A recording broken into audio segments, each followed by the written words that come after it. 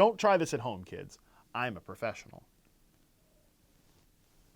I wonder who this could be.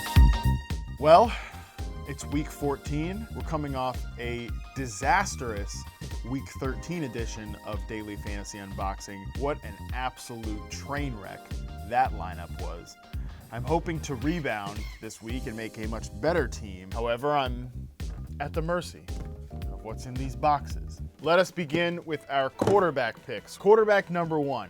$33 in Yahoo Daily Fantasy. They have at least 20 yards rushing in 4 straight games. That is a nice floor. Ooh, their opponent allows the 12th fewest fantasy points to quarterbacks so far this season. Yikes. This quarterback right here, $30 in Daily Fantasy. They have 30 plus yards rushing in 3 of their last 4 games. This player might be cooking.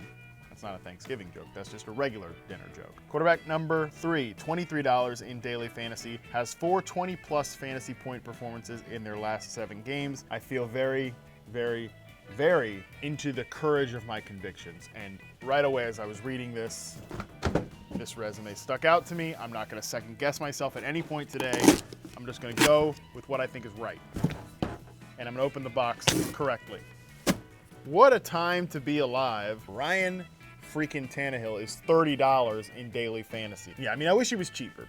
But there's a small chance that Tannehill could end up just handing the ball off to Derrick Henry 45 frickin' times, and then he doesn't do much in the passing column. However, the fact that, as the resume notes, he's been running a lot, he's been performing pretty well in fantasy, he's been really good, and he's going to be really good in my fantasy lineup. Now it's time for our running back picks. Running back number 1, $35 in Daily Fantasy. They're averaging 165 rushing yards in the last 3 games. Running back number 2, $26 in Daily Fantasy. Well, their opponent allows the 11th most fantasy points per game to running back. It's kind of middle of the road, but whatever. Our final running back here, $14 in Daily Fantasy. They have 5 rushing touchdowns this season. However, their opponent, I mean, they've only allowed 7 touchdowns this season. Come on, that's not a great matchup. Again, immediately courage of my convictions. This was the one I was drawn to right away. Going with what we feel today. Shooting from the hip. Oh, you again. Josh Jacobs last week was pretty disappointing. About 10 fantasy points considering he had a great matchup against the Chiefs. I'm not in love with this pick. The Titans have a pretty good run defense too. Now I have the quarterback on one side and the running back on this side. My wires are all crossed. My correlation's all screwed up. I love Josh Jacobs and I think he's a great player. I just wish they'd, throw him the ball every now and again. I feel a lot better actually now that I'm realizing that Josh Jacobs is only $26. Maybe that could allow me to spend up at this next running back pick.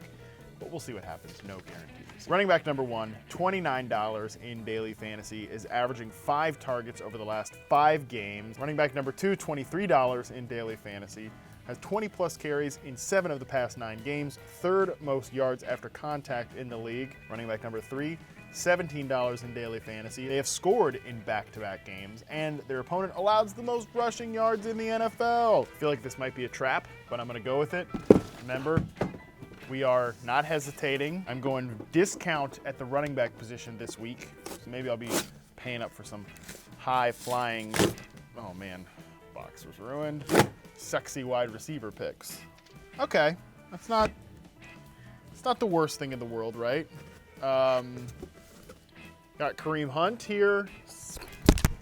I swear to God I didn't do that on purpose. I actually think this is pretty good. Pretty good spot for a rebound performance for the entire Browns offense, but you're getting a guy who's getting good passing game usage. You're getting a guy who has scored in back-to-back weeks for only $17. My instincts were right on this one, I think. It's a little bit of a thin play, but I think because Jacobs is only a floor guy, Kareem Hunt is a ceiling play, that makes a lot of sense. Wide receiver time. Wide receiver number 1, $31 in Daily Fantasy. Has 2 double-digit target games and 2 130-plus receiving games this season. That's pretty juicy. Wide receiver number 2, $25 in Daily Fantasy. Has caught 6 touchdown passes this season. That's tied for 7th most. Juicy, 7th most. Great stat, guys. Wide receiver number 3. They've scored double-digit fantasy points in 8 weeks this season, and their opponent is tied for the 5th most touchdowns allowed to wide receivers this season. I'll be honest, I don't have like a pull here. Can I pick 2 wide receivers from the next batch? No? Okay. Then I'll just go with this one in the middle. Oh, okay. Really? Calvin Ridley, of the Atlanta Falcons here. You know, Ridley's been a little up and down this year, but he has been hot lately. I mean, especially if Julio Jones is hampered again, then you gotta love what Calvin Ridley's gonna be able to do. Also, by the way, Calvin Ridley has crushed the Carolina Panthers whenever they've played so far in his 2-year career. They're playing this Sunday. Carolina just canned their head coach. I think Ridley is going to go nuts against the Panthers in what could be a pretty high-scoring game. Look at that. He's thrilled to be here. I'm thrilled to be here. Let's go. Wide receiver picks here. Is everyone impressed? Wide receiver number 1, $28 in daily fantasy, has won 40-plus fantasy point game this year. Hello, that's juicy. Wide receiver number 2, $29 in daily fantasy. The last time he had less than 8 targets in a game was 8 weeks ago. Love it. Wide receiver number 3, $19 in daily fantasy, has been targeted at an average depth of 15.1 yards this season. That's 5th best out of 69 nice qualified wide receivers. I was dogging the resume makers in the last wide receiver segment, but this time I think they did a really good job. And again, my instinct, which we are following today, we're not hesitating, my instinct was to go with the highest priced guy. Well, no, the first guy that I read, the $28 player. That's this one right here, which I think is also the box that I was flipping like an idiot before we started the segment. See what happens when we don't have the scissors? The tape rips everything.